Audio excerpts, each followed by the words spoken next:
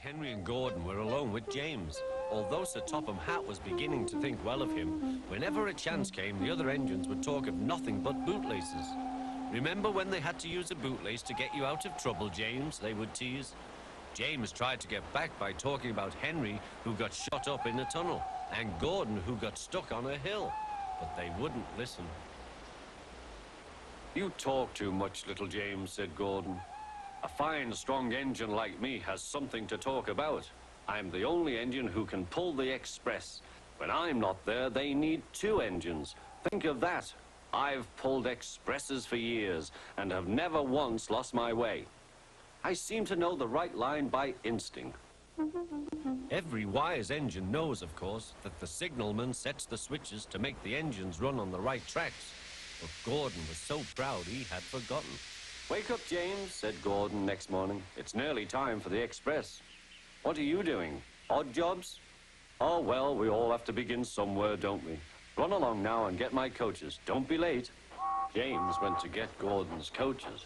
They were all shining with lovely new paint. He was careful not to bump them, and they followed him smoothly into the station, singing happily, "We're going away, we're going away."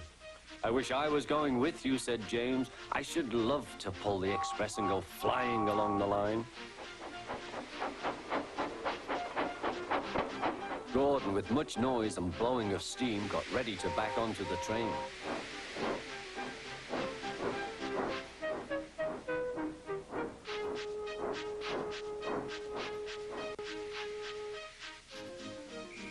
Sir Topham Hatt was on the train with other important people, and as soon as they heard the conductor's whistle, Gordon started.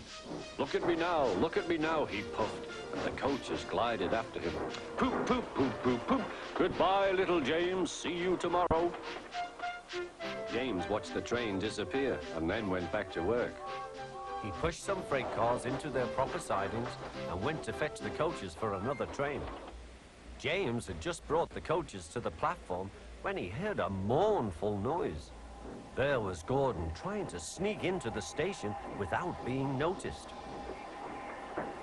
"Hello, Gordon. Is it tomorrow?" asked James. Gordon didn't answer. He just let off steam feebly. "Did you lose your way, Gordon?" said James. "No, it was lost for me. I was switched off the main line onto the loop. I had to go all round and back again." "Perhaps it was instinct," said James. Meanwhile, all the passengers hurried to the ticket window. "We want our money back," they shouted. But Sir Topham Hatt climbed onto a cart and blew the conductor's whistle so loudly that they all stopped to look at him. Then he promised them a new train at once. "Gordon can't do it," he said. "Will you pull it for us, James?" "Yes, sir, I'll try." So James was coupled on and everyone got in. "Do your best, James," said Sir Topham Hatt. Come along, puffed James. You're pulling us well," sang the coaches.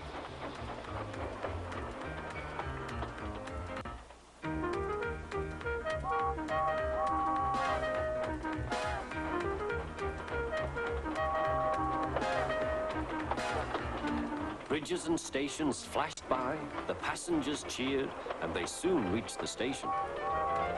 Everyone said thank you to James, and Sir Topham Hatt was very impressed. "Well done," he said. "Would you like to pull the express sometimes?" "Yes, please," answered James.